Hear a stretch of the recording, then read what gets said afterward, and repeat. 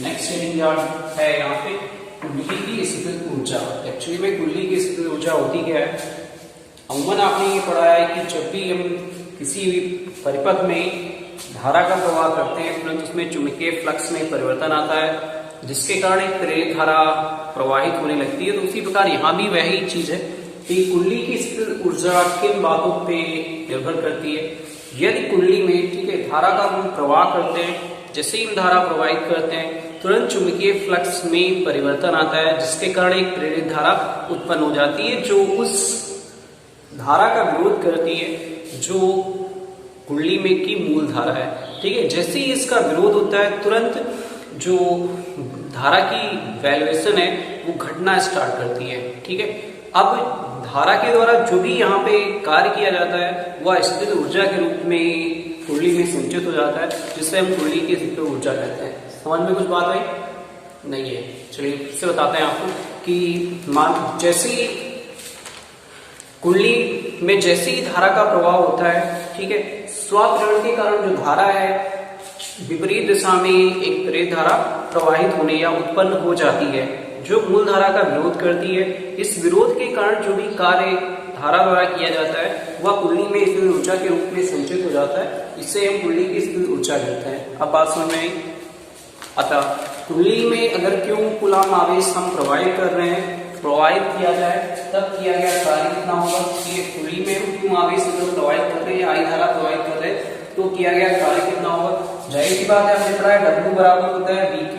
ये पढ़ा है ना, W बराबर BQ होगा। V की जगह हम E लिखें क्योंकि हमारा E जो है वो विद्युत वाहक बल है, और तो हम यहाँ पे dW बराबर dQ लिख सकते हैं। ये कर सकते हैं, या dW बराबर हमने फार्मूला पढ़ा है कि ये होता है L माइनस हटा देते माइनस जो होगा वो विपरीत दिशा को ही सूचित करता है केवल। तो L ठीक है DI upon DT into DQ ऐसे लिख सकते हैं, नहीं लिख सकते हैं? लिख सकते हैं। ठीक है, या dW बराबर लिख सकते हैं L DQ upon DT into DI, या लिख सकते हैं dW बराबर L और DQ upon DT is equal to होता है I इंटू DI। जहां लिख सकते हैं जहां, ठीक है, DQ upon DT is equal to I के इक्वल होता है। ये कर सकते हैं, नहीं कर सकते? इतना तो कर ही सकते हैं। ठीक है, L I इंटू DI लिख सकते हैं।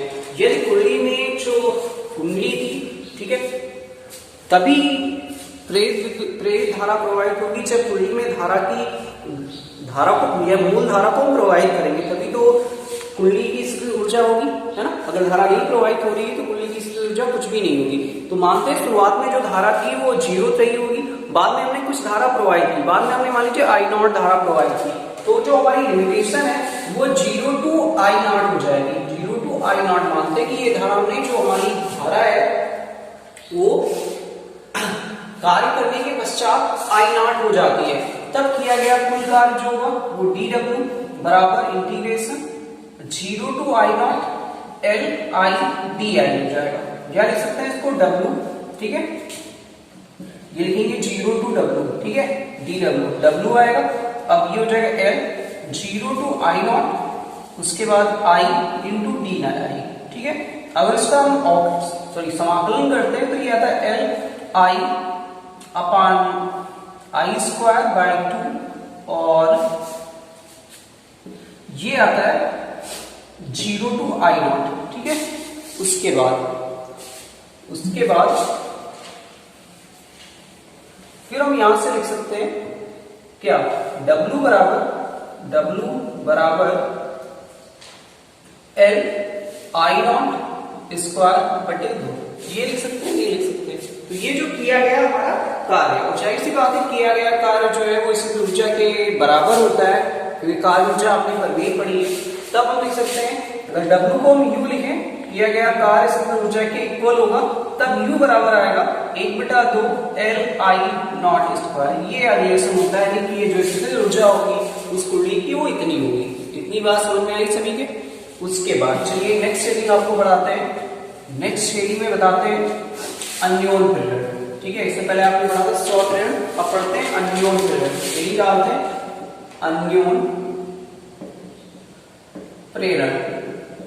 इसमें क्या होता है कि अगर स्वैप पिरियड की बात करें तो उसमें कहा जाता है कि जब एक कुंडली में धारा की वैल्यूएशन को बढ़ाते या घटाते हैं तो उसमें एक प्रेरित धारा बहना स्टार्ट करती है, ठीक है, जो उस धारा का विरोध करती है जिसके कारण वह उत्पन्न हुई होती है। लेकिन इसमें क्या होगा, उसमें एक कुंडली थी, यहाँ पे हम दो कुंडली लेंगे, यानी अगर हम एक कुंडली में धारा प्रवाहित करेंगे तो दूसरी कुंडली में स्वतः ही धारा उत्पन्न हो जाएगी। ऐसी घटना जो होगी वो अन्योन प्रेरण के अंतर्गत आती है, अन्योन प्रेरण कहलाती है। बात समझ में मानते हैं, पहली कुंडली बना लेते हैं। चलिए पहली कुंडली बनाते हैं।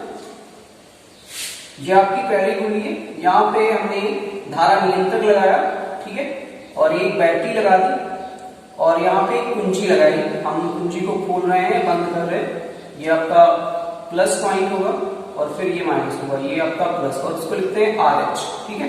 क्या लिखेंगे, RH, ठीक है। ये धारा नियंत्रक है और वैद्युत धारा किस तरह ऐसे प्रवाहित करते हैं तो वैद्युत धारा ऐसे प्रवाहित होगी, ठीक है। फेरों में नहीं धारा प्रवाहित करा रहे हैं, क्योंकि अगर पास धारा प्रवाहित कराएंगे तो पास में दिखेगा नहीं, है ना। ये आपका के कुंजी है, ठीक है। उसके बाद हमने एक दूसरी कुंडली इसी के पास में थोड़ा रख दी और तब देखते हैं, प्रयोग करते हैं कि क्या होता है एक्चुअली में। यहाँ पे हमने एक गैल्वेनोमीटर लगा दिया, ठीक है, जिसको हम धारा मापी कहते हैं। और फिर तो वैद्युत धारा जो होगी, अगर हम इसको ऐसे दिशा प्रवाहित करते हैं तो जो प्रेरित धारा होगी उसकी दिशा इस कुंडली में जो होगा वो उल्टी बहेगी, धारा जो है उल्टा प्रवाहित होने लगती है, ठीक है।